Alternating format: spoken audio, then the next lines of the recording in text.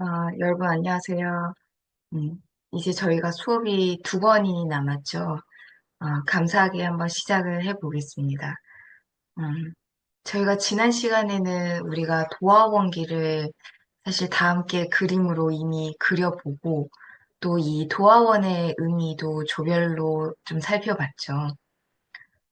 실은 이거에 대한 정말 많은 설명과 이 개개인의 해석이 있고 또 다른 설명들은 우리가 많이들 찾아보실 수 있으실 것 같아서, 저는 도화원 시, 이 마지막 부분과 연결을 지어서, 제가 좀 다른 측면에서, 어, 전하고자 합니다.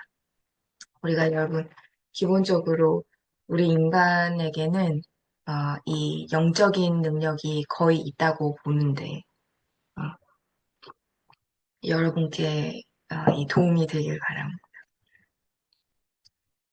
우리가 좀 사실 전반적인 글의 흐름을 알고 계시니까 제가 원문을 읽어볼게요.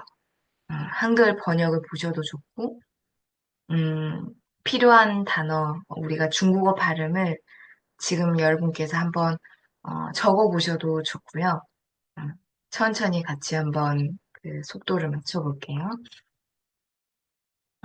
晋太元中，武陵人捕鱼为业。 이쪽은 잠깐 뭐 번역을 봐볼까요? 진나라 태원년간에 이 무릉 사람이 고기잡이를 생업으로 삼고 있었다. 缘溪行，望路之远近，夫逢桃花林，夹岸数百步，中无杂树，芳草鲜美，落英缤纷，渔人甚异之，富前行，欲穷其林。어느 날 이 냇물을 따라가다가 이제 얼마를 갔는지 길을 잃고 말았는데 이 갑자기 복숭아꽃이 만개한 숲을 만나게 됐다.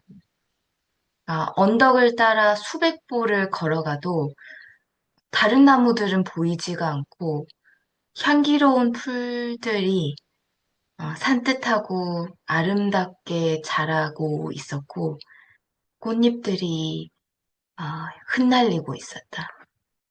어부는 이를 매우 이상하게 생각해서 계속해서 앞으로 나아가 유이종치 그 숲의 끝까지 계속 가보려고 하였다. 临近水源，便得一山，山有小口，仿佛若有光。 이 숲이 다하자 이제 그 시냇물이 보이고 곧 산이 하나 보였고 이 산에는 작은 입구가 있었는데 그 입구에 빛이 있는 듯 했다. 여러분, 면 문장과 좀 단어들을 살짝 찝어볼게요. 原시行. 하루는 그 냇물을 따라가다가, 자, 이原은 말미암을 연자죠. 무엇인가를 따라가다가, 그렇게 왕루之远近이에요. 그만 길을 잃고 이 방향을 분간할 수가 없게 되었는데, 이 왕, 잊을 망자. 후펑 다오화린, 후련히 복숭아 꽃이 만개한 숲을 만나게 되었다의 이 후, 갑자기 훌자이죠. 린진수이원, 숲이 이내 그 물의 근원지까지 다다라선 이 찐, 달 진짜. 자, 여러분 여기서 이제 연, 왕, 후, 진. 여러분 이게 그 인간이 우리가 그 고요한 상태로 있을 때 이 의식에서 무의식으로 그 들어가는 과정. 그 의식을 따라 마지막에 이 방푸루어 여광. 갑자기 이 빛을 발견을 하는 건데 여기서 이 지금 흐르는 물을 따라 이 내려가는 게 아니라 실제로 지금 냇물의 그 근원을 따라서 이 물을 거슬러 올라가는 느낌이에요. 그래서 꼭 이게 문명의식, 막 그런 것들을 역행을 하면서, 우리의 이 진짜의 나, 그 원시의 의식을 찾아가는 과정이 담겨 있고요. 근데 이 물이라는 게 예전에 어떤 과학책에서도 이 물이라는 것의 그 신비는 모든 것을 압도한다. 이제 라고 하는데, 아, 여기에서의 물은 우리가 여러분 엄마 뱃속에서 나오는데, 물은 그 생명의 원천, 그 초기의 것. 그래서 이 린진수유엔이라는 건 무의식의 그 초기 상태로 그 깨끗한 그것으로 돌아가라는 그 소망이 있는 거예요. 그래서 이 부분은 여러분 고기잡이를 지금 평생을 업으로 삼는 사람이 얼마나 그 길이 익숙하겠어요.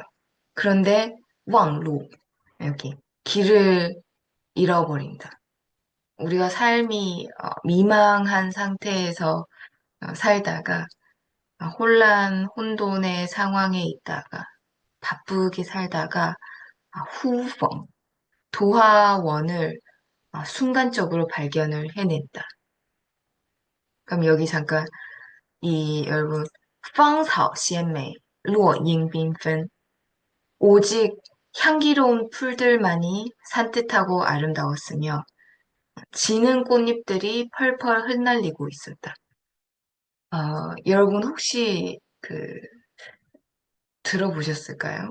이게 우리가 감각이 다들 있잖아요. 아, 여러분은 안 그러시겠지만 저는 너무 많이 닫혀 있다고 느껴져요.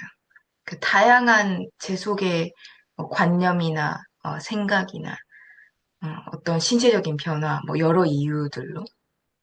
근데 실제로 제가 아는 진짜 수련하시는 분은 이 냄새를 맡는 정도, 그 볼 수 있는 정도, 이런 오감이 훨씬 저보다 이렇게 그 깨어 있으신데 여기 이芳草鲜美, 落英缤纷 이게 진짜 그 여러분 복숭아 그 분홍 꽃잎이 이게 루어잉빈phân 그 향기롭게 쫙 휘날리는 게 어, 아주 천천히 천천히 그 오감으로 그 아름다움의 극한의 느낌을 그, 그 느끼고 있는 음.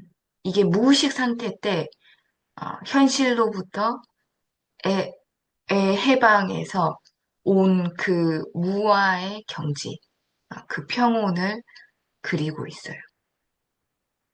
두 번째 파트로 이제 넘어가 볼게요.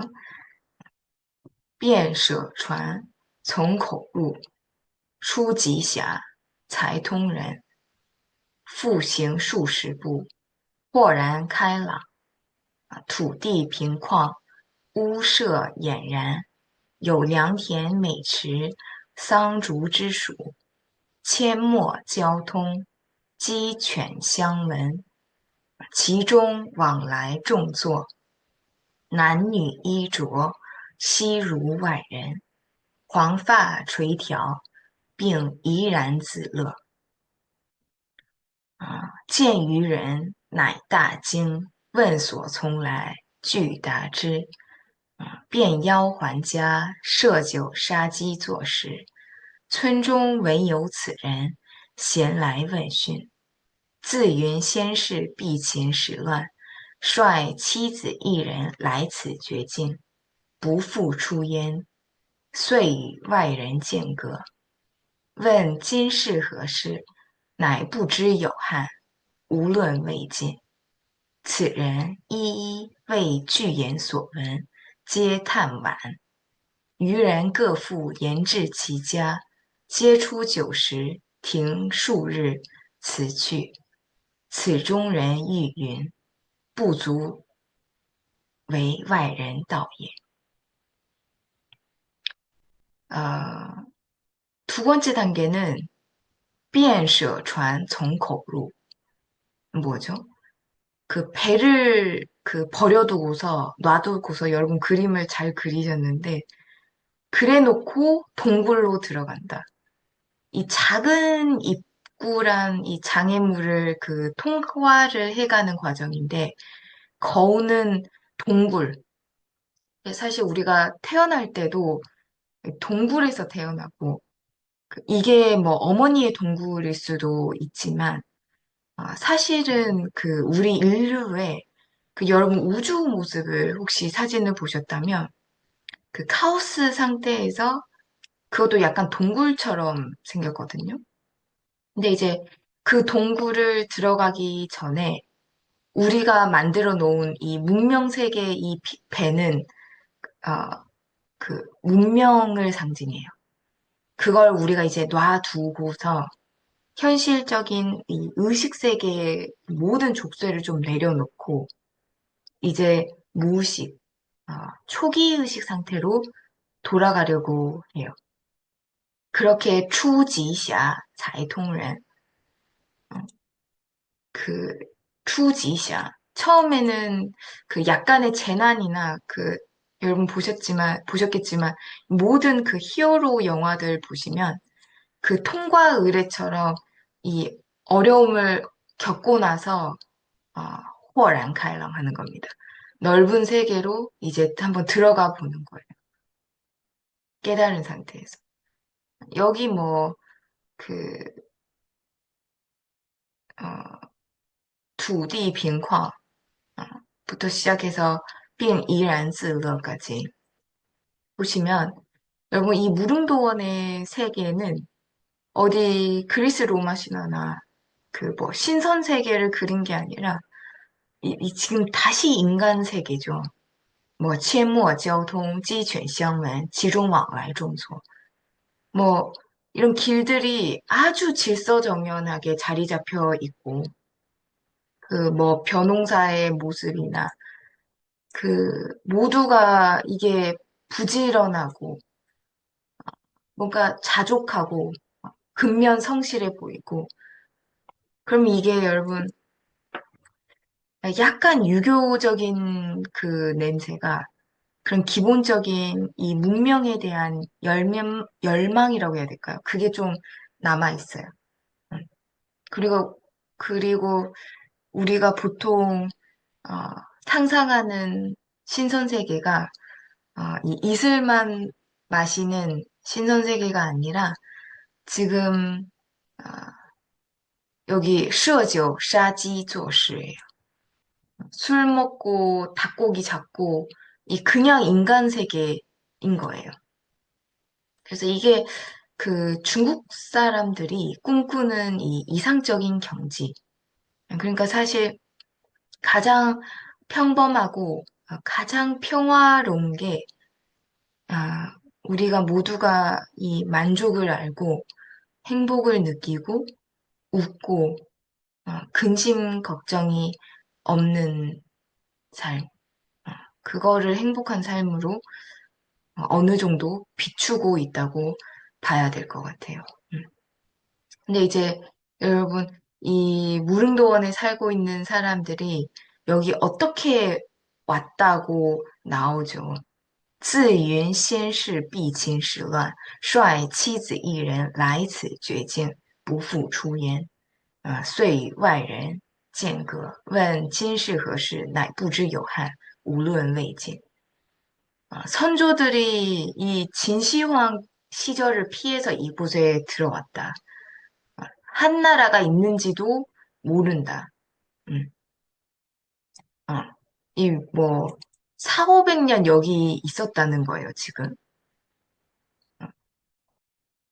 여러분, 이 전쟁이나 무기, 아, 극한의 어떤 남성적인 것, 문명적이고 물질적인, 의식적인 이런 것들을 피해 숨어 들어온 사람들이 모인, 이 모여있는 세상.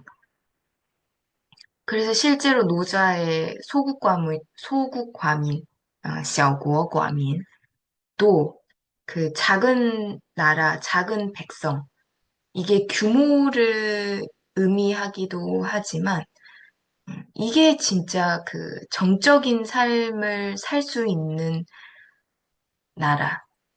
여기 이 도화원은 그 실은 노자의 이 소국과민의 이상보다 조금 더 구체화된 무의식 세계라고 볼 수가 있어요. 음. 다음 세 번째를 봐볼까요? 음. 寄出得其船，便服向路，处处治之。即郡下邑太守，说如此。太守即遣人随其往，寻象所至，遂迷不复得路。 세 번째 단계는 이게 寄出得其船. 자, 그 동굴 밖으로 나와서 다시 배를 타고 어쩌고 저쩌고 해서 遂迷不复得. 다시는 그곳을 찾을 수가 없었다. 여러분, 뭘 말을 하려고 했을까요? 음, 일단 이 찌추, 그, 나오기 전에 여러분 이 어부가 굉장히 후한 대접을 받고 그 사람들이 간곡하게 부탁을 하죠. 말하지 말라다라 부주 외마이른 따위. 근데 나오자마자 드어지주한 그 배를 타자마자 자 현실 상황으로 복귀를 하는 순간 이기심의 행동들로 이게 연결이 돼요. 이 추추지지 그 모든 길에 표시를 해둔다는 건 실은 무의식이 이 파괴가 된 행동을 하는 건데 혹은 무의식이 파괴될 행동을 하는 건데 인간에게 무의식 세계가 있음을 분명히 아는 자조차 의식 세계로 오면 이런 분열이 생길 수가 있다. 근데 그거를 태수가 뭐 나중에 또 나오지만 문명의 뭐 질서자가 찾아가던 그 뒤쪽으로 아래 또 그 까오상시도 또 찾아가잖아요. 아랫부분에. 어쨌든 이 부후더루 다신 그 길을 못 찾는다. 여러분 그 우리가 너무나 역사를 여러분도 잘 아시지만 실제로 늘 인간은 우리가 그 역사 속에서 우리가 삶은 의식적인 삶, 뭐 물질적인 삶을 살지만 결국 그 무의식, 영혼에 대한 그 추구는 누구나 우리가 마음속에 사실은 지니고 있는데 무후더로 영원히 미궁의 세계로 남는다? 여러분 뭘까요? 실은 우리는 이 정신적으로 그 훼손될 수 없는 그 무의식 세계, 그 영혼의 세계가 어, 사실은 있다. 그다음에 마지막을 볼까요? 南阳刘子骥高尚是也，闻之欣然归往，未果寻病终，后遂无问津者. 마지막 이 네 번째 단계에서 이 려우즈지란 유자기란 까오상시 이 도가적인 냄새가 지금 물씬 풍기는 단어인데 이런 분이 지금 찾다가 이 병으로 죽었다. 음, 중국에서 이 죽는다는 의미가 그 시간이란 것이 없는 자연의 순환으로 돌아가는 거거든요. 그렇게 허우쇠 우웬진저 그 뒤론 이 묻는 사람조차 없었다. 더 이상 이 무의식 세계를 찾고자 하는 사람이 없이 물질 세계에서 사람들이 다들 그렇게 살아가게 됐다. 음, 그런 내용입니다. 음.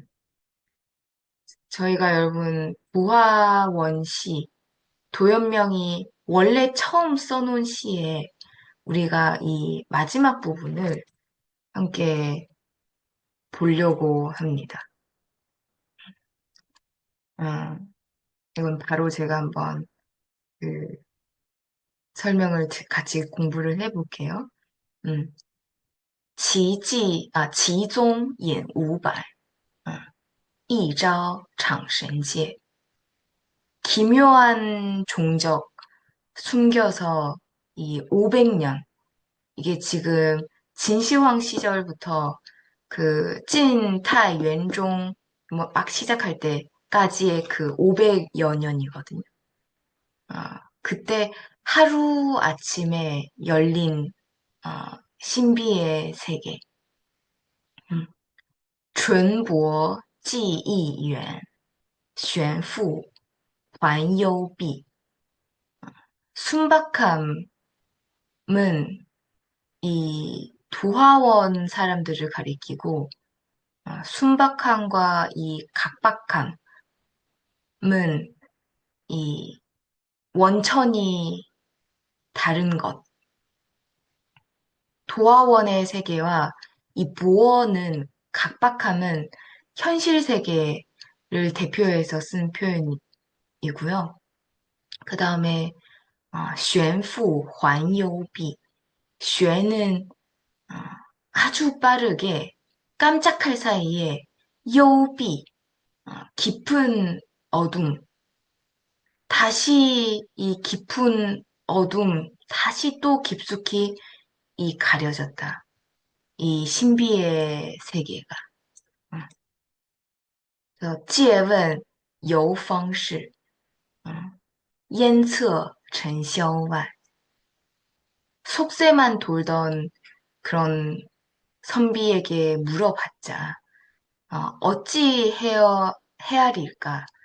尘嚣는 이 세간의 그 복잡하고 이 시끄러운 속세, 烟侧尘嚣外. 어찌 헤아리겠소? 이 속세 밖을, 이 청정한 이 세계를. 그래서 愿言聂清风高举玄武器. 바라간대 어, 가벼운 바람을, 니에는 밟을 석자예요. 가벼운 바람을 타고 높이 올라가. 마지막 이 치는 그 계약서 할 때 그 서약 계자인데, 여기서는 그 마음에 부합되는 것, 혹은 마음이 일치되는 것. 그래서 까오쥐, 슌우치, 높이 올라 나의 벗, 나의 영혼과 일치되는 그것을 찾으리. 음. 그래서 여러분, 도화원을 보시면 이게 제가 설명드린 부분 내용과 어느 정도 연결되어 있음을 여러분께서도 어, 느끼시죠. 음, 우리가 사는 이 세상은 시간은 계속 흐르고 이게 변화를 해서 우리도 과거로 남겨질 텐데, 뭐 2040년, 45년이면 노화도 죽음도 없을 수도 있겠지만, 이 도연명이 제시한 무릉도어는 사실은 그 시공간의 관념을 초월한 상태에서 인간의 영혼이 평화롭고 안락한 공간, 도화원입니다. 어, 이 무릉도원에 투사된 무의식이 여러분 동시에 이게 집단의 무의식이고, 어쩌면 더 나아가 사실은 이 동양의 그 집단 무의식일지도 모르겠습니다. 일단 도화원 기 이 내용은 여기까지 하겠습니다.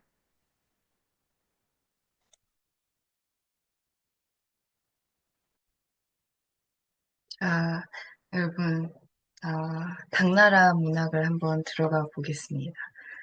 음, 제가 감사하게도 이 수업을 맡았는데, 사실 뭐 이게 제가 다른 어떤 수업들에 비해서 어떤 문인들 이름을 외우고 그분들의 작품 명만 외우는 것.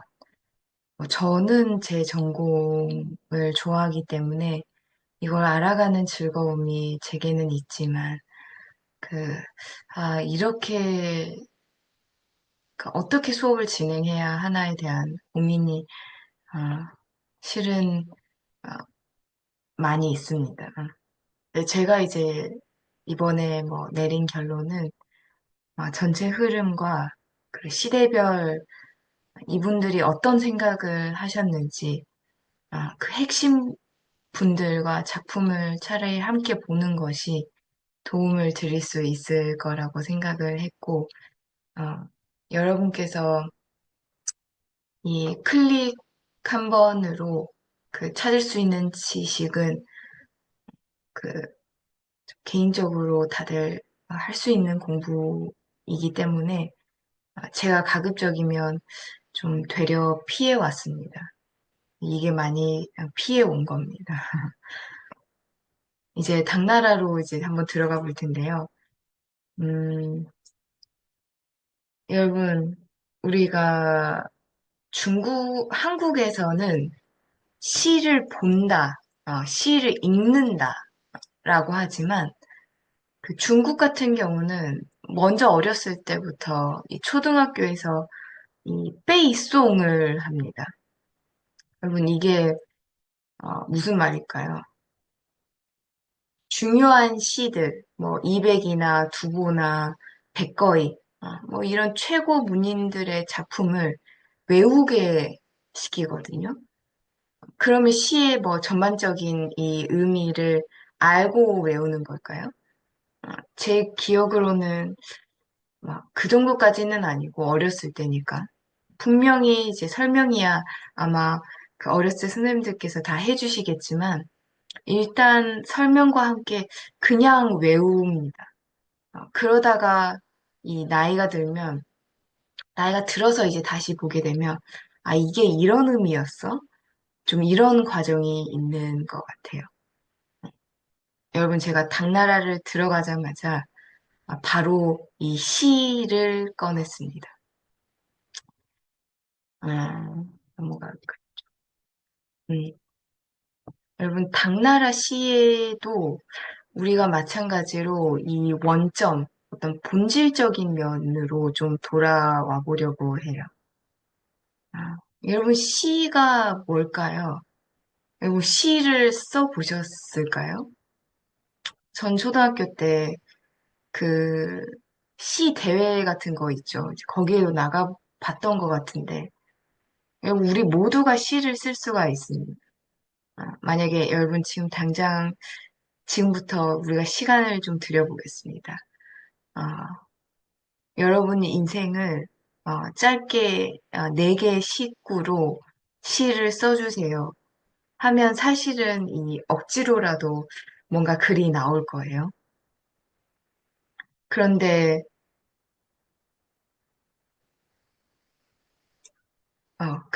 아유, 음, 시가 뭘까요?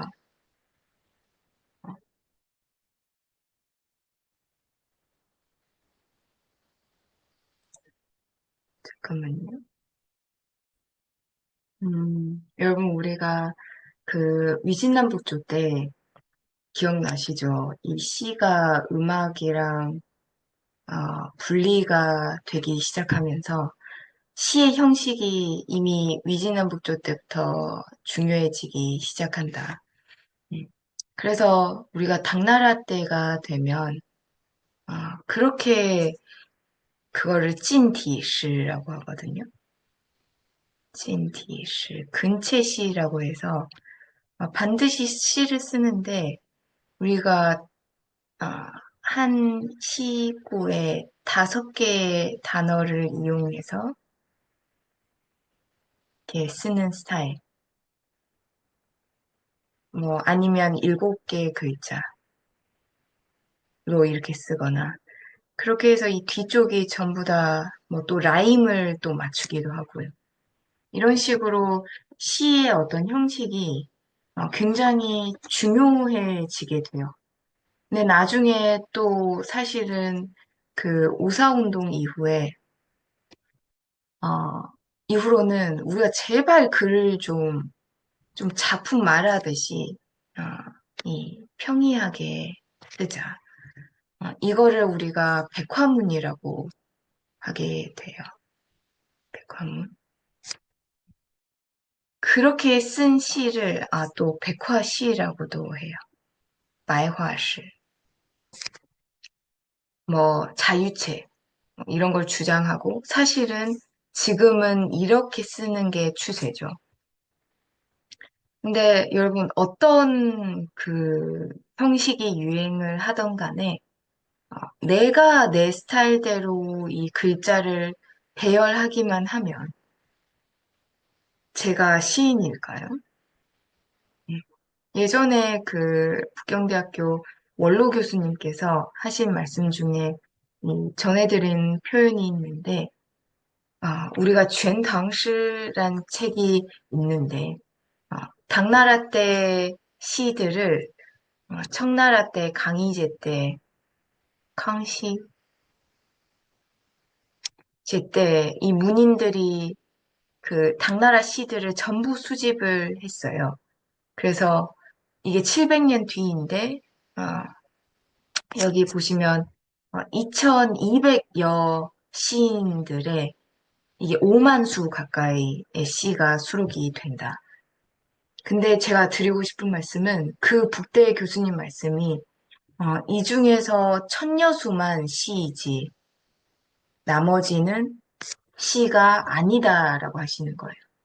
그러니까 여러분 이게 단순히 그 문장이 깔끔하고 뭐 리듬이 들어가 있고 좀 라임 좀 넣었다고 이게 시가 아닌 거예요. 예를 들면 어, 이 지오거라는 사이트가 있는데 지오거였던 것 같아요.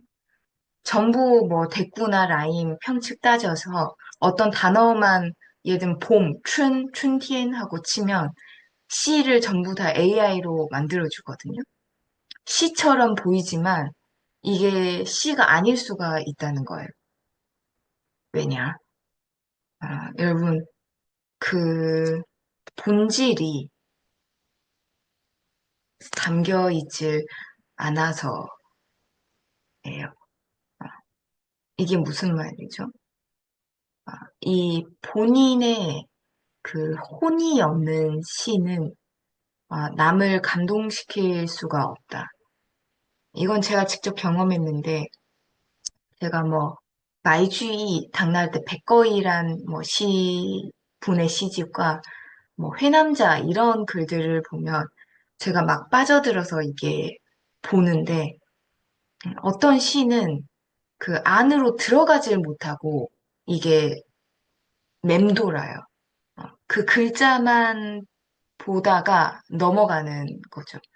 근데 실제로 그 글자 하나하나와 사실 싸우고 있으면 안 되고, 대체로 이 시인이 어떠한 감정과 말, 뜻을 이 시에 넣었을까를 이 마음에 두고, 쫙 들어가야 하는 것 같아요. 그럼 우리가 보통, 음, 아, 우리가 보통 시를 여기 감상한다고 하죠. 鉴赏. 음, 이게 거울 감자예요. 거기에 칭찬할 상자입니다. 거울을 좀 자세하게 들여다보고 쌍은 교류하는 거예요. 어떤 것을 교류하는 걸까요? 이 글을 쓴 사람, 이 고대 사람이 될 수도 있고, 여러분 주위에 그 작품을 쓴 사람일 수도 있고, 이 작가의 마음과 이 나의 마음이 하나가 되어서 같은 언어가 있고, 같은 감정을 공유하면서 서서히 내가 체득할 수 있는 공간을 주는 시. 그렇게 시를 볼 때 우리는 사실 이 赏心, 진짜 내 마음을 즐겁게 한다라고 해요. 그런데 그러면 진정한 시인은 여러분 뭐가 다를까요? 이분들은 사실 그 영혼이 좀 맑으신 분들이 많으신데 아주 그 감성적인. 그래야 시인의 눈으로 이 세상 만물을 어, 느끼고 세상 흐름에 감동을 하고 그러면서 이 영혼이 성장을 하고 마음이 뜨거워져서 정말 이 천년이 지나도 이 잊혀지지 않는 그런 시를 쓰셨던 거예요. 그런데 이 시인을 자극하고 시를 계속 쓰게 하는 그 동력은 감정, 결국에는 이 정에 있는데, 어, 제가 여기多愁善感이란 단어를 적어뒀어요. 저우는 근심할 숫자예요. 그만큼 사람 안에 이 다양한 감정에 대한 생각이 많고, 정이 많고, 善感는 감수성, 그 공감 능력 정도로 볼 수가 있는데, 이게 민감하고 굉장히 예민하게 작동을 해요. 다른 사람은 뭐 전혀 흔들리지 않을 수가 있는데, 이 사람은 막 견딜 수가 없는 거예요. 그래서 이분들의 시를 잘 느껴보시고, 그 안에 그 표현 안으로 살아서 들어가 보시는 것이 중요할지도 몰라요. 음, 여러분께서 그거를 마음으로 보시면, 그리고 그 보는 눈을 키우시는 것이 실은 앞으로 뭐 인공지능, 파이썬, 뭐 그런 기술들을 적용해야 할 때 더 색다른 이 감각적인 요소로 재탄생을 시킬 수 있으실 거라고 생각을 해요. 예를 들어볼까요? 여러분께서 그 바닷가나 아니면 우리가 한강을 보러 가시는 거예요. 한강을. 음. 그럼 마찬가지로 공자님께서도 子在川上예. 강가에 서서는 말씀하세요. 逝者如斯夫，不舍昼夜. 강물이 이렇게 계속 이토록 흘러가는 것을 어, 보시고 이 흘러가는 것이 참 이렇겠구나. 낮이나 밤이나 가리지를 않고 뭐가 이렇게 흘러간다는 걸까요? 그 물줄기, 그리고 우리의 시간이. 비슷한 표현이 송나라의 이晏殊라는 문인이 可奈年光似水生，迢迢去不停。 可奈, 참 내가 뭐 어찌할 방도가 없이 年光似水生. 진짜 세월이 이 저 물소리처럼 迢迢去不停. 아득히 쉼이 없이 흐르네. 여러분, 우리가 시간만큼 참 그 공평한 것도 없는데, 그 아주 예민하게 이 만져지지도 않는 그 시간에 물이 唰 하고 계속 흐르는 소리, 似水声을 이걸 추가해서 한번 느껴보라고. 보이지 않는 시간, 그거 사실 이렇게 소리가 나듯 쉬지, 쉬고 있질 않다고. 음. 이런 거를 두고서 그 시라고 보는 거예요. 시간은 금이다. 어, 이러면 지혜를 가르쳐 주는 거지. 시는 아닐 수도 있다는 거예요. 그 다음에, 또 여러분, 다시 한번 공자님이신데, 子在其文少，少。음. 제나라라는 곳에서 들었어요. 공자님이 少. 공자님보다 이전 시대에 순임금이라고 계셨어요. 순임금, 순. 음. 그 시절의 음악이 이 샤오인데요. 음. 이게 남겨져 있었는데 아마 이미 공자 시대 때 이걸 연주할 줄 아는 사람이 거의 없었는데 이 공자가 우연히 그 음악을 제나라에서 듣게 됐다. 그리고 집에 돌아와서는 三月不知肉味. 3개월이면 100일 동안 고기가 무슨 맛인지 모르고 먹었다. 이게 무슨 의미죠?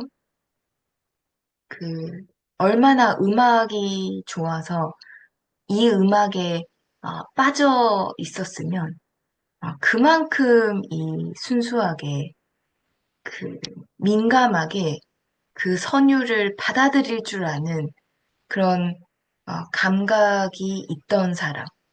음.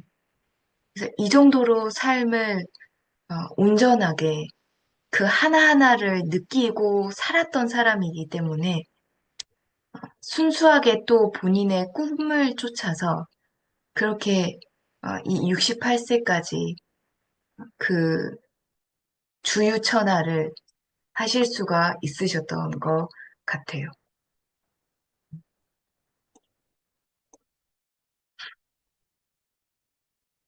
그러면 저희가 음, 음, 우리가 그럼 당나라 시인으로 좀 한번 제대로 넘어와 볼까요? 뚜오후. 당나라 중국에서 시인을 가리키면 입에 가면 두보를 제일 먼저 이제 가리키게 되는데 이 두보를 가리켜서 실성이나 징성이라고 한다는 거예요. 시에서 이 거의 성인급이다.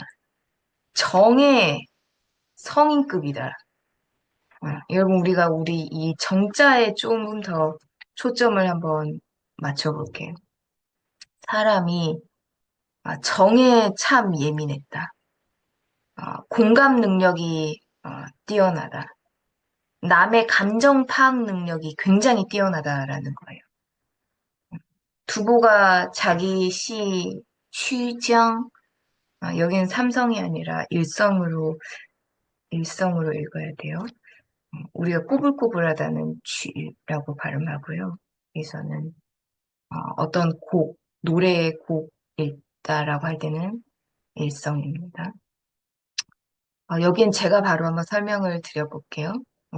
一片花飞剪却春，风飘万点正愁人。一片花飞 꽃잎 한 장 날아올라서 이게 떨어지니 剪却春 그 봄색이 옅어지는 듯하고 风飘万点正愁人 风飘 그 바람에 흩날리는 万点 수많은 점은 그 떨어지는 시들어가는 꽃잎. 이게 风飘万点正愁人. 수만 꽃잎이 이 바람을 따라 휘날리니 어찌 사람 마음 근심하지 않겠는가. 음, 다시 볼까요? 이피엔 화페이. 여러분, 우리가 이제 지금 여름이지만 봄날에 온갖 그 다양한 꽃들이 이 점점 만개해서 예쁘게 다 각자 그 주기대로 살아내고 있는데 갑자기 이피엔 화페이 꽃잎 하나가 바람 한번 딱 살랑 불었다고 그 가지에서 툭 그 끊기면서 꽃잎 하나가 떨어져요. 시인이 이걸 보고 어떡하지? 이 꽃잎 하나 떨어지는 것을 시작으로 이 봄날이 사라지는 방향으로 가고 있는구나. 이 꽃잎 하나 이 피엔 하나 떨어지는 게 이 시인한테는 그 철렁 어떤 마음의 쇼크를 주는 거예요. 그러다가 风飘万点正愁人. 꽃잎이 바람에 우수수 떨어지는 걸 보니까 이걸 이제는 못 견디는 겁니다. 어, 결국 모든 것이 이렇게 사라지는구나. 이런 표현력이 나중에 많은 문인들이 그거를 따라하고 싶어 하는 어떤 뭐 감성적인 이 미적인 그 영양분을 제공을 해줘요. 바로 한번 예를 들어볼까요? 뒤에 이 청나라의 그 홍로몽이라는 소설인데 그 핵심 내용이나 그 주인공의 어떤 마음 상태를 늘상 시나 사, 그 노래 가사로 이렇게 표현을 많이 하거든요. 근데 그 중에 하나가 이렇게 시작을 해요. 화시에, 화페이, 화마티엔.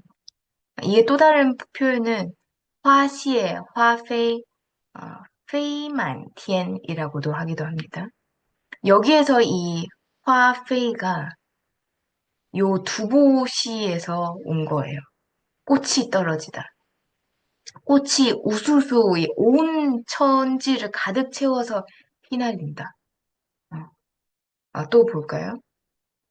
자, 송나라 때 이 문인인 진관도 아, 페이홍万点 저루하이.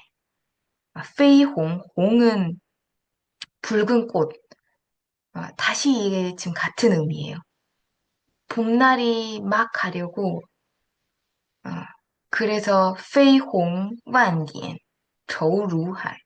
그 수많은 붉은 꽃잎들 다 봄바람을 타고 다 떨어지니 그 근심이 바다와 같네.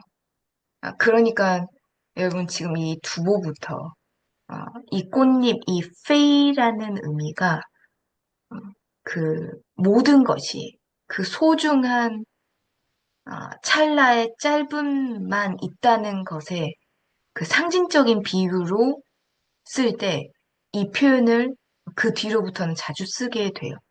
그래서 그 감정선이 약간은 좀 슬프다, 안타깝다, 근심스럽다, 뭐 이런 단어들이 이어서 사실은 여기 보시면 나오게 되는데, 여기도 저우가 나오죠. 음. 그럼 여러분, 우리는 이런 간단한 예시로도 중국 문학에서 특히 이 시에서 이런 부분들은 이게 시대마다 끊어지는 게 아니고 그 감정선을 표현하는 이 방식이 후대까지 계속 연결되어서 이게 이어지는구나. 그래서 중국 문학을 제가 뭐 송나라를 전공을 한다. 그러면 다시 당나라를 살펴야 하고, 어, 당나라를 살펴야 뒤가 이해가 되고, 당나라는 또 모든 게 이 유불도가 그 사상이 다 들어가 있다 보니까 다시 또 앞으로 이 백을 해야 전체가 이어지는 좀 그런 구조로 되어 있습니다. 음, 음, 음. 지금까지는 이 중국 사람들의 음, 그 화페의 의미를 말씀드렸다면 하나만 더 가볼까요? 중국 시인분들께서 바라봤던 이 달, 거기에는 진짜 그 어린 소녀, 어, 소년 같은 그 순수한 마음이 담겨 있어요. 여러분께서는 이 달 하면, 요 달 하면 생각나는 이미지나 뭐 그림이 여러분 혹시 있으신가요? 음, 달은 그 표면이 고르지가 않아서 뭐 폭탄이 떨어졌었다, 뭐 우리가 실은 보고 있는 달이 사실 달의 한쪽 면만 보고 있잖아요. 그래서 뭐 그 뒤쪽 면은 뭐 외계인이 산다 등등 이제 말이 많은데, 음, 중국 신화에서는 어떻게 말을 하냐면요. 달에는 이 광한궁이라는 궁전이 세워져 있고, 거기에 여기 제가 써놨지만 이 장어가 살아요. 사실 옆에 개수나무도 있고, 그 다음에 뭐 우리가 잘 아는 옥토끼도 있고, 근데 이런 진실을 기반으로 하는 이 상상력이, 상상력이라는 단어를 쓸 수밖에 없어요. 어, 이게 늘 사람들에게 아름다운 꿈, 아름다운 그 화면을 연상하게 해요. 참고로 이 내용이 원래는 그 중국 신화에 활을 잘 쏘는 이 허이라는 자가 그 아내가 부스, 즈여, 죽지 않는 약을 훔치거든요. 그래서 그거를 먹고서는 이 달나라로 도망을 가버리고는 장의가 됩니다. 그래서 이런 스토리가 그 한 민족이 이 달을 볼 때 생각나는 스토리로 몇천 년 회자가 돼요. 그럼 이 신화 전설을 시인의 눈으로는 어떻게 느꼈는지 유명한 거를 한번 가져와 볼까요? 어, 자, 예를 들면 여러분, 당나라 말에 리상인이라는 중국 시인이 있는데 이 제목부터가 장어예요. 长河应悔偷灵药，碧海青天夜夜心。 장어는 잉 아마도 후회할 거예요.偷灵药, 불로초를 훔친 것을 长河应悔偷灵药. 불로초를 훔친 것을 장어는 후회하겠지. 그리고 삐하이, 청록의 바다와 칭티엔, 푸르른 하늘, 이 달 위에 올라가 버리고는 보이는 게 푸르른 뿐인 거예요. 그거를 이에이에 신, 푸른 하늘 바다만이 이 밤마다 그의 이 외로운 마음을 달래주려나? 이런 의미거든요.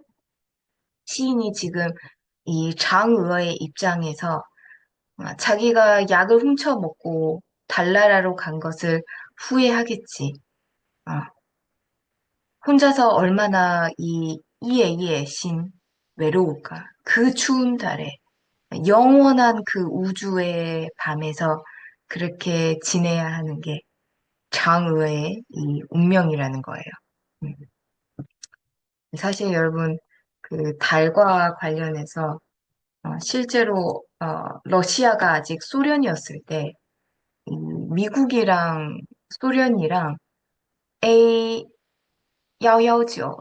炸月球 计划라고 그 계획을 세워요. 어, 그 달을 폭발시키자는 계획이었는데 왜냐하면 지구가 이 자전을 하는데 그 중심축이 비슷하잖아요. 이렇게 비스듬하잖아요.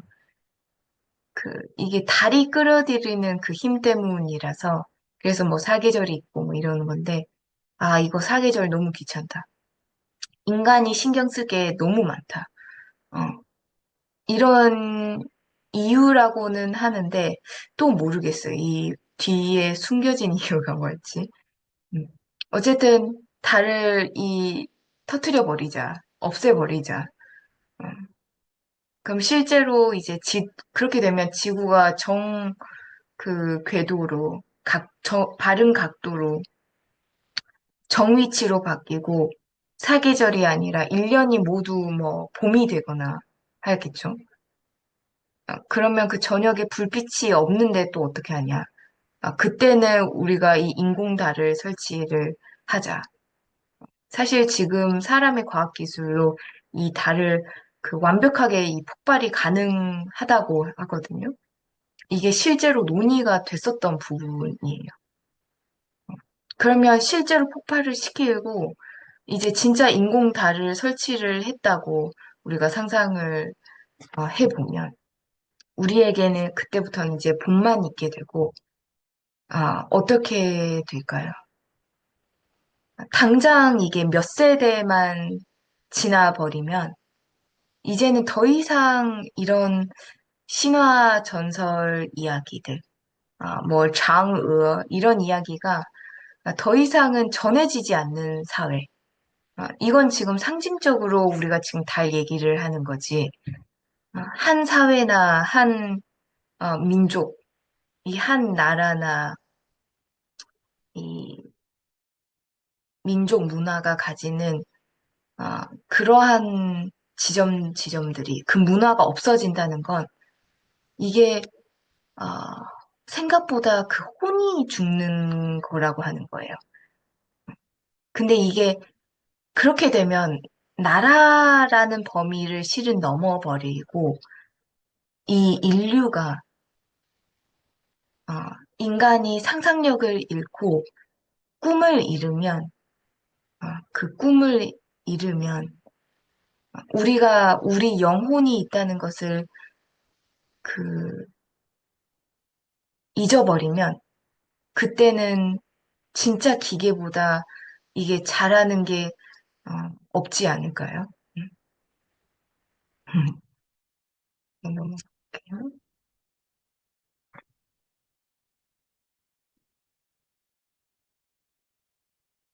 음. 네, 제가 여러분 학기 초에 맹자 글을 한 문장 예전에 봤었어요. 宋其诗，读其书，不知其人可乎？是以论其事矣。그 사람들 시를 우리가 외우고 그분들이 쓴 책을 읽어도 보는데 이분들이 대체 어떤 분들인지 몰라도 그거 괜찮냐. 그러니까 맹자께서 그 사람이 처한 시대 상황을 봐야 된다는 거예요.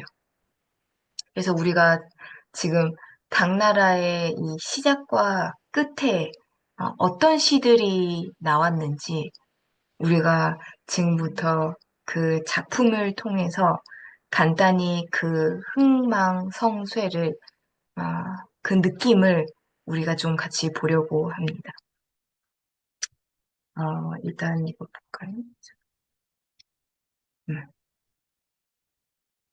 그 당나라가 막 이제 스타트가 되고는 여러분이 젠즈앙이라는 음, 시인이 있었어요. 그 중국에서 사실 굉장히 유명합니다. 이분의 시 덩요조 다이그에서 이 요조 다이 이게 북경에 있는 누대입니다. 여기 올라가서 쓴 시인데 어, 아주 짧지만 일단 여러분께서 먼저 이제 차분하게 한번 봐보시겠어요? 모르는 단어도 좀 찾아보시고 여러분이 지금 이 시를 지금 현재 마주했을 때 그 느낌을 어, 이쪽에 한번 적어 보시겠어요? 잠깐만 시간을 드려볼게요.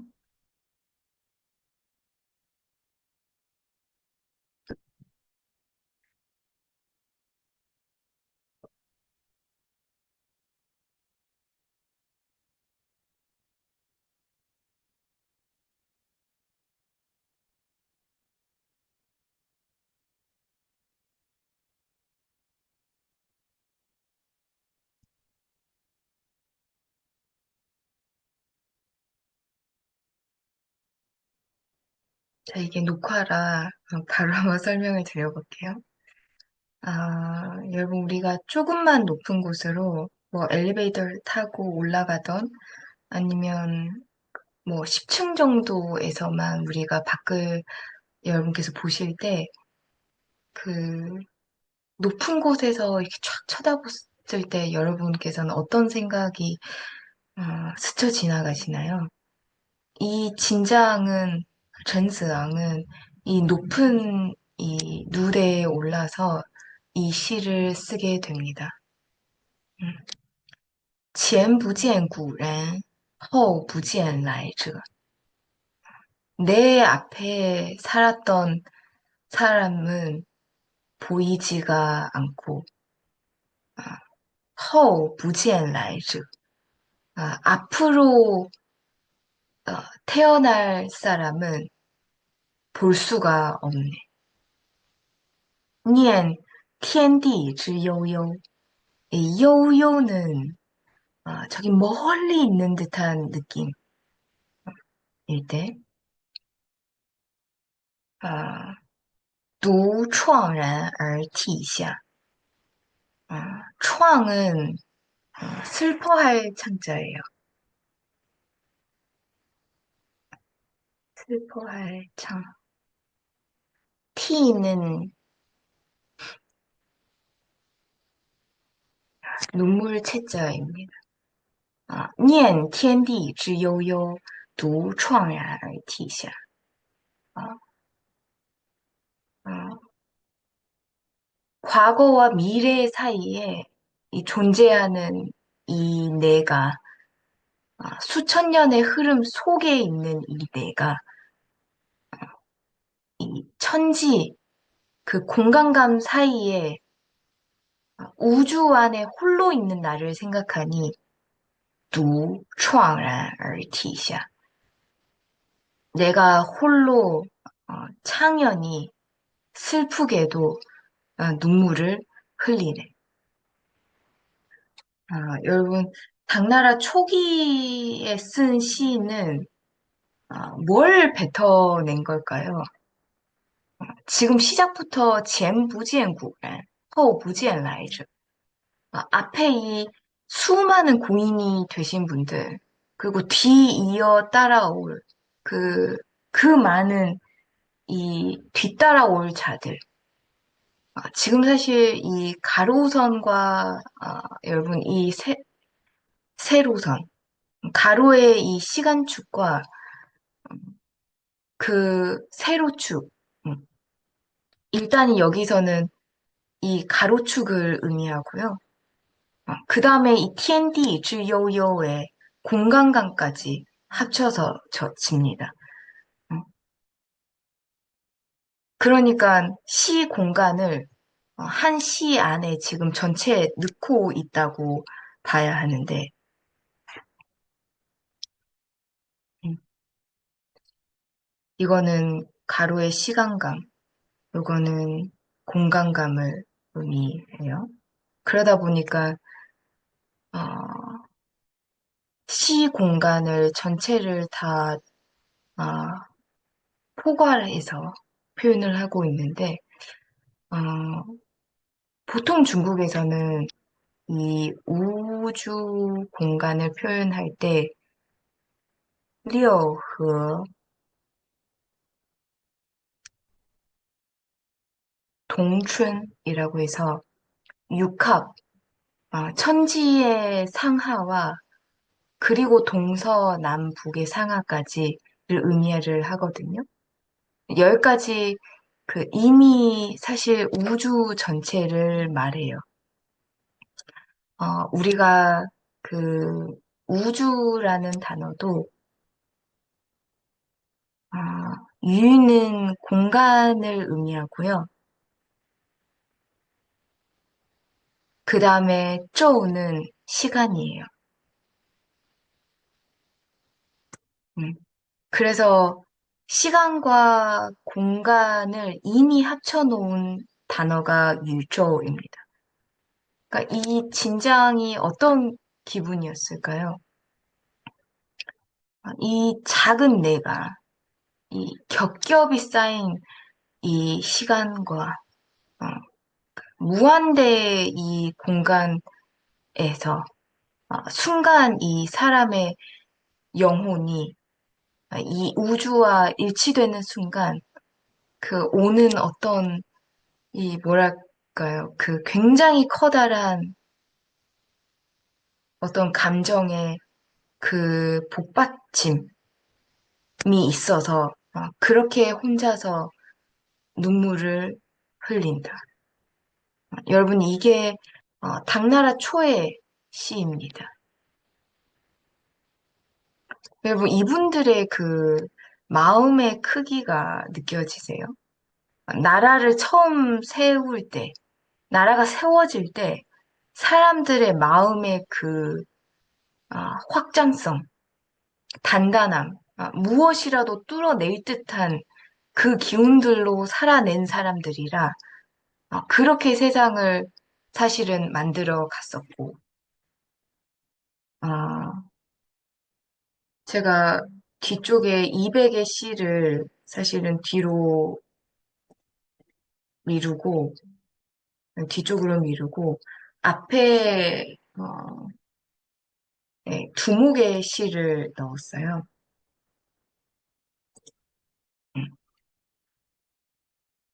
좀 전에는 한나라가 시작할 때 사람들의 기운인 그 젠즈앙의 그 시를 봤다면, 이제는 여러분 우리가 그 당나라 한 나라가 저물 때 가지는 사람들의 기운, 그걸 비교를 좀 해드리고자 당나라 끝 무렵의 시인, 이 뚜오무의 시를 함께 보려고 해요.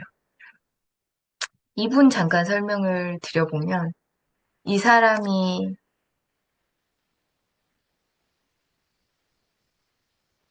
장안공즈예요. 꽁즈란 단어는 언제 쓰죠?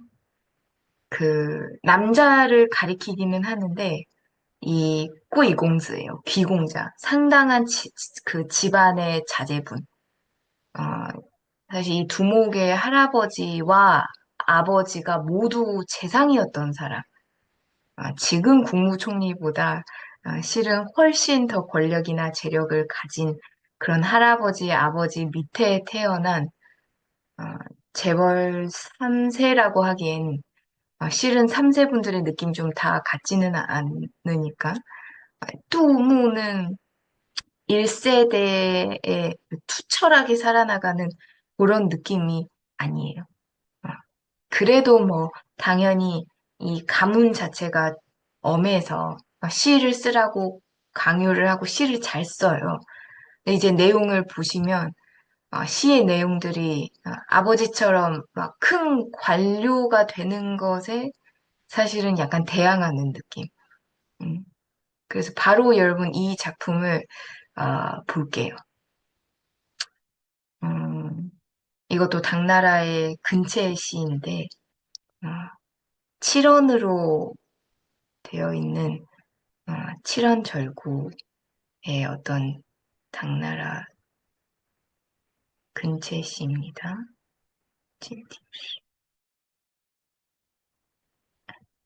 절구는 이렇게 네 개의 식구로 이루어져 있다 해서 이거를 절구라고 해요. 참고로는. 자, 시의 제목은 지엔화입니다. 지엔화. 마음에 품은 감정 혹은 어, 그, 이 품은 마음, 그 감정을 풀다, 감정을 풀다. 이 지엔이란 단어가 여기서는 감정이나 생각을 풀다라는 의미예요. 자, 루어, 푸어, 江湖, 로 시작을 해요. 그 아버지나 할아버지가 재상이었는데 이 아들은 자기를 루어, 푸어 했다고 표현해요. 중국에서 여러분 이 표현을 루어, 푸어 했다를 언제 쓰죠? 사람이 사실 완전히 좌절해선 그 무기력하기도 하고, 그래서 방탕하게 자기를 놔버린 느낌. 그렇게 在酒行. 술을 가득 싣고서, 술을 가득 챙기고선, 다니네. 자, 落魄江湖在酒行. 이 뚜무가 추구했던 거는 시험을 뭐 1등으로 합격하는 것도 아니고요. 얼마나 많은 지식을 갖추는 게 아니라 일종의 약간은 퇴폐, 그 자기를 포기한 듯한 느낌. 그 돈과 이 명예를 추구하는 사람을 그렇게 좋게 보지 않아요. 이 두모 눈에는. 정말 자기가 살고 싶은 생활을 사는 게 진짜 인생이다. 라고 생각을 해요. 그렇게,江湖, 그 강호 천지를 술을 끼고선 이제 방탕이 거니네. 그 거니는데, 자, 楚腰纤细掌中轻. 楚腰纤细. 초나라 남쪽 여인들이 북쪽보다 좀 더 이제 날씬한 편이어서 좀 과장을 덧붙여서 그 이 허리가纤시 아주 가늘어서 장중칭 그 여인들이 춤을 출 때는 꼭 그 손바닥에 놓고서도 이게 참 가볍다. 어, 여러분, 매일매일 여성분들이랑 같이 술 마신 것을 이렇게 가감 없이 표현을 해요. 뚜무가 왜 이렇게 시를 썼을까요? 이 재상인 아버지가 봤을 때 이거 어떤 생각을 하셨을까요? 여러분, 우리가 1세대에 그 자수성가한 사람들의 인생 목표나 추구하는 것들이 그 다음 세대에 추구하는 것과는 사실 그렇게 같지 않을 수가 있다. 일단은 사실은 생존이 급급했던 어, 시대는 그 살아내는 게 내 가족 위험하지 않게 하는 게 제일 중요해서 어, 또 다른 생활 방식 자체가 이해가 안 될 수도 있어요. 근데 당나라 말의 이 뚜우모 같은 경우는 개개인 생명에서의 이 낭만을 추구하거든요. 권위, 정치에서 최대한 벗어나고 싶어 하면서도 개인의 삶에 이 어떤 감정이나 개인의 어떤 이상을 추구했던 자. 이런 사람이 이어서 볼까요? 10年一觉扬州梦, 赢得青楼薄幸名. 양주 10년 생활, 이게 한바탕 꿈을 꾼 듯 살았지만, 청루에서는 참 이 무정하다는 평판만을 얻었네. 아버지가 돈이 많으니까 이 돈을 받고서는 늘상 이 양州에서 거의 살아요. 양州하면은 그 당나라의 제일 번화한 그 상업지. 그러니까 이 지역 노래나 춤이 제일 유명했고, 당시 문화를 선도하는 최고의 어떤 유행지, 유흥지이죠. 근데 이 뚜오모는 실은 그 어렸을 때 집에서 사실 공부를 얼마나 시켰겠어요. 외우라는 시 하라는 공부를 사실 했고, 잠깐 이 국가 그 작은 일도 좀 맡아서 했거든요. 근데 10년 이지어 양조모 10년 동안 아무것도 안 하면서 정말 이런 생활을 이제 즐겨요. 그러면서 이응더 칭러우 보시니. 칭러우는 기생집이나 뭐 유흥가? 이응더는 보통 우리가 이응더 명성 이렇게 우리가 어떤 명성을 얻게 됐다라고 표현할 때, 그러니까 좋은 명성을 얘기할 때 쓰는데, 여기서 지금 매일매일 거기에서 이제 그렇게 살면서 무엇싱명을 얻었다. 무엇싱은 이 남자분이 한 여자에게 집중하지 못할 때 쓰는 표현인데, 赢得青楼薄幸命. 아, 이게 모든 유흥업소에서 사실은 그 욕하는 남자로 유명하다. 이 여성, 저 여성에게 실은 전혀 마음을 주지 않으면서 그렇게 지냈다. 여러분, 이런 시가 그 당시 삼백수 안에 들어간 거예요. 중국 고대 교육이 여러분 그 어린 시절부터 육아 사상으로 이게 읽혀질 텐데 송나라로 가면 성리학이 나오는데 왜 이런 시가 빠지지를 않고 포함이 되어 있을까요? 여러분 여기 내용이 뭐죠?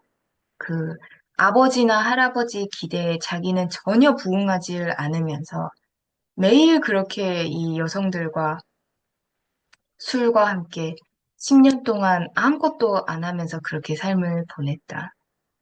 그렇게 10년 동안 자기는 모든 유흥업소에서 욕하는 남자가 되었다. 여러분, 이런 시가 진짜 왜, 어떻게 들어가 있을 수가 있을까요? 어, 언제나 여러분, 자수성가한, 여기 다시, 첫 세대들은 굶주림에서 벗어나려고, 나라를 세우느라, 기업을 키워내느라, 본인의 인생들을 다 갈아 넣어요. 혼을 바쳐서 그걸 전부 키워내요. 그래서 노력하고 그 전략하고 끝까지 무엇인가를 해내서 소위 그 성세를 만들어 갔던 사람들. 그리고 이제 조금 시간이 흐르면 그 모든 노력들이 이제는 과거가 되고 그 다음 세대로 넘어가요. 접어들어요. 그럼 이 세대들이 이 윗세대를 보고선 대체 그 정치적인 명예나 욕심이나 권위, 이런 것이 정말로 삶에 제일 중요한 거를 가져다 주었나? 거기에 대한 어떤 이 의구심이, 어떤 허탈함이, 어떤 내적인 공허감이 밀려오는 세대. 근데 이게 늘상 똑같이 반복이 돼요. 그래서 19세기 말의 시들에서도 굉장히 성장, 투지, 이 번영 뒤에 오는 그 퇴폐미, 퇴폐적인 인간의 그 모습 속에서 오히려 더 그대로 드러나는 인간의 본성, 이런 게 더 잘 그려지는 경우가 있는데, 결국은 시라는 건, 어, 처음에 말씀드린 것처럼 본인의 영혼으로 써야 남을 감동시킬 수 있다고 말씀을 드렸잖아요. 시라는 건 인간의 제일 솔직한 그 감정, 마음, 그 심리, 그거를 진솔하게 표현해내는 것인데, 실은 모든 사람이 어느 누가 여러분 느슨해지지 않고 싶고 그러겠어요. 다 느슨해지고 싶고 방탕해지고 싶은 그 사람의 이 이중적인 모습들조차 여러분 이게 당시 삼백수 안에 들어간다는 건 실은 그만큼 이 당시 이 시가 성숙했다는 것을 의미하기도 합니다. 그것조차 인정. 그리고 이런 내용이 담긴 시들을 실제로 후대 사람들이 이제 다시 볼 때, 한 시대의 그 시작과 그 끝의 변화가 더 처절하게 이게 느껴지기 때문에, 울림을, 그 공명을 주는 게 아닌가 싶습니다.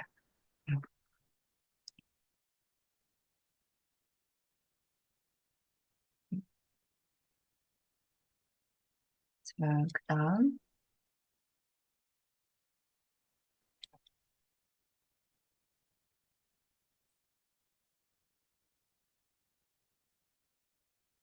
음,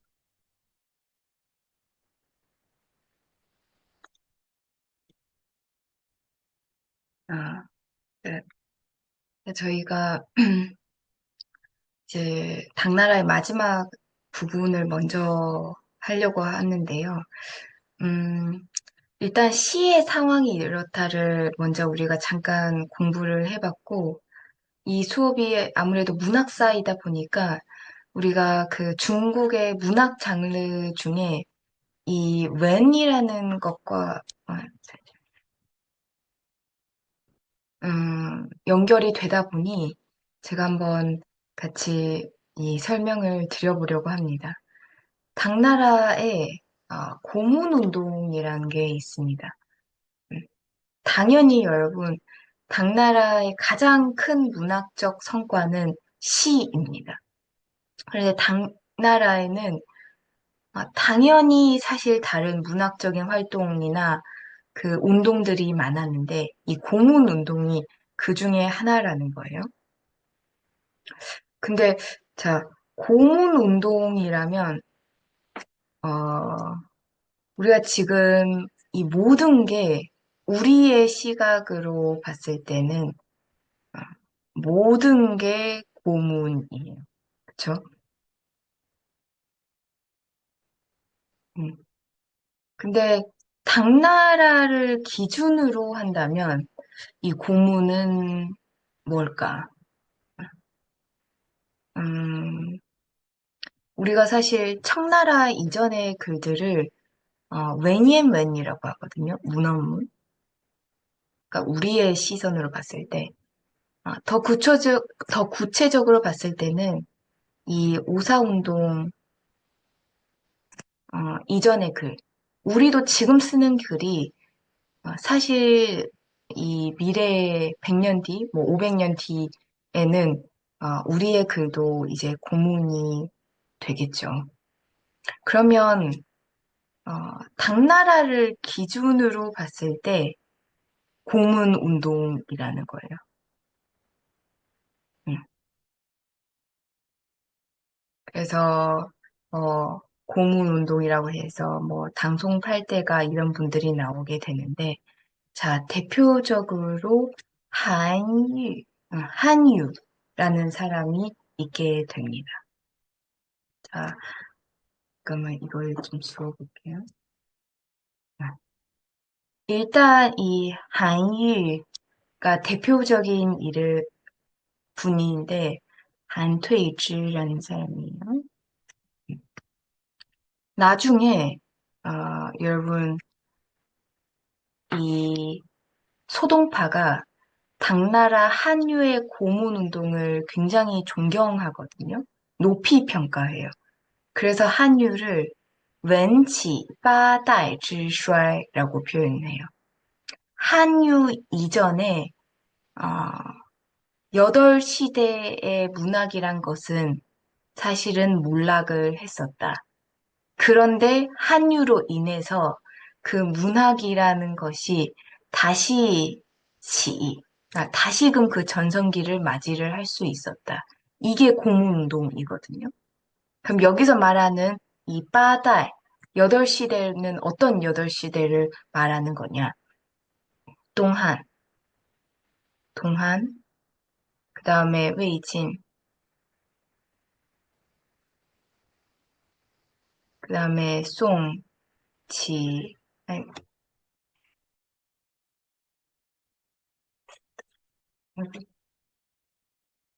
동한, 위진, 송, 치, 량, chen, 그 다음에 쇠까지.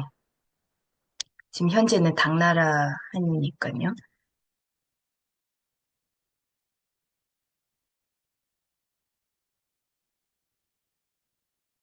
1, 2, 3, 4, 5, 6, 7, 8, 8시대.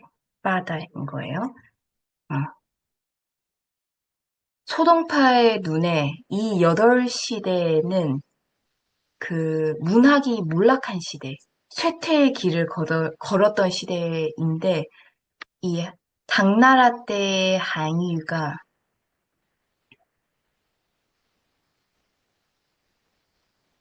다시금 이 고문의 위대함을 살렸다. 그러면 고문이라 함은 이 시대 전에 서한 시기, 그 다음에 춘추전국 시기의 글이라는 뜻이겠죠.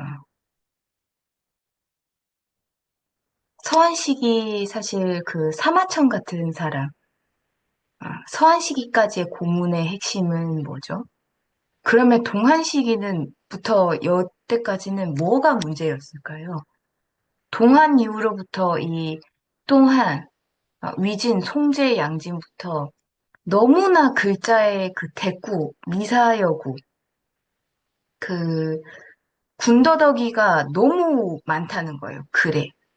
이 문학이라는 것이 사람의 글이라는 게 너무 그 아름다움만을 추구하고 껍데기만을 형식을 추구했다. 너무 감정에 이 치우치다 보니까 실리,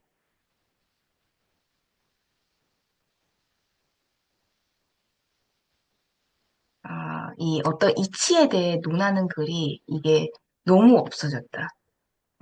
한유 같은 경우는 글을 쓰려면 제가 여기에 적어놨는데 웬이자이다오 해야 된다는 거예요.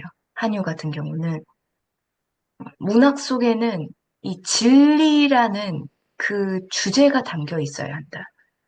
감정만 막 쏟아내는 글 말고 아름다움으로 포장하려는 글 말고 거기에 삶을 잘 살아봐서 어, 고민하고 추구하고 이 이치를 깨달아 적어가는 내용이 포함되어야 한다. 예를 들어볼까요? 우리가 지금 어떤 글을 봐요. 아니면 어떤 노래를 들어요. 그러면 어떤 노래는 이 반짝 인기를 끕니다. 왜냐하면 뭐 기본적으로 너무 유명한 노래 가수 노래의 그 노래니까 그분들의 노래니까 들으면 가슴이 콩닥콩닥하고 너무 설레요. 또 어떤 힙합 노래를 들으면 라임이 미쳤다. 이게 너무 좋은데? 근데 그게 그것만으로 그친다면요. 근데 어떤 가사는 가사를 들어서 정말 그게 나에게 영향을 미친다면요. 이걸 다시 글로 한번 와볼까요? 단순히 이 글이 어, 아름드, 아름답기만 하면 되는 것인지, 거기 안에 어, 어떠한 충만한 내용이 담겨 있지 않으면 그거를 과연 좋은 글이라고 볼 수 있는가? 그러니까 어떤 관점을 제시하고 내 생명에 대한 그 태도를 써보자. 웬이자이다오입니다. 그래서 한유 같은 경우는 내가 글을 안 썼으면 안 썼지.